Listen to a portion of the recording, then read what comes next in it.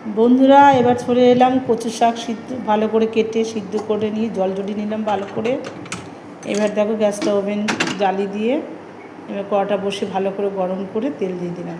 তেলটা গরম হওয়ার সাথে সাথে লঙ্কা, তেজপাতা, রাঁধুনি ফোড়ন দিলাম, দিয়ে ভালো করে নেড়ে নিয়ে ওর সাথে দিলাম 2-3 কোয়া রসুন বাটা।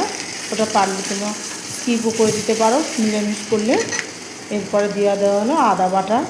ওটা দিয়ে ভালো করে নাড়তে হবে যাতে আদার কাঁচা গন্ধটা না থাকে। এটা একটু নেড়ে নিলাম, নিয়ে এবার দিয়ে দেবো আমি কাঁচা লঙ্কা কোচানো। তোমরা পারলে ওটা কাঁচা লঙ্কা বাটাও দিতে পারো। দিয়ে একটু ভালো করে নেড়ে নিয়ে এবার দিয়ে দেবো ছোলা ভেজানো ছিল, ছোলা ভেজানোটা দিয়ে এবার নাড়ছি ভালো করে। এরপরে দিয়ে দেবো স্বাদ অনুযায়ী নুন, দিয়ে এবার একটু ভালো করে তার সাথে হলুদ দেবো, দিয়ে ভালো করে নেড়ে নেবো। ওটা দেখো একটু নেড়ে নিয়ে ছোলাটাও ভাজা হয়ে যাবে, মশলাটাও গন্ধটাও ঠিক হয়ে যাবে, কাঁচা গন্ধ আর থাকবে না।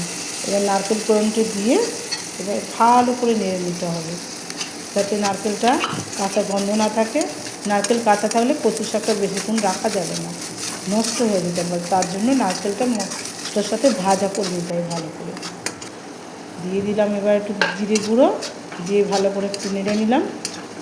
নাড়তে নাড়তে এবার দিয়ে দিলাম একটুখানি স্বাদ অনুযায়ী চিনি, ওটাতে টেস্টটা বাড়ায়। এরপরে দিয়ে দেবো কচু সিদ্ধ করাগুলো, ভালো করে জল ঝরিয়ে নিয়েছি।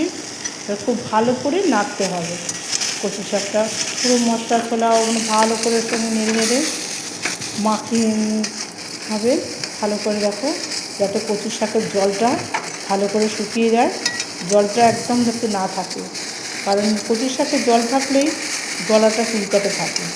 এর জন্য ভালো করে ভাজা করতে হয় কচু শাকটা, যাতে গলা না চুলকায় এবং খেতেও টেস্ট হয়। সিদ্ধ করে ভিডিওটা ভালো লাগলে অবশ্যই লাইক, শেয়ার অ্যান্ড সাবস্ক্রাইব করবেন।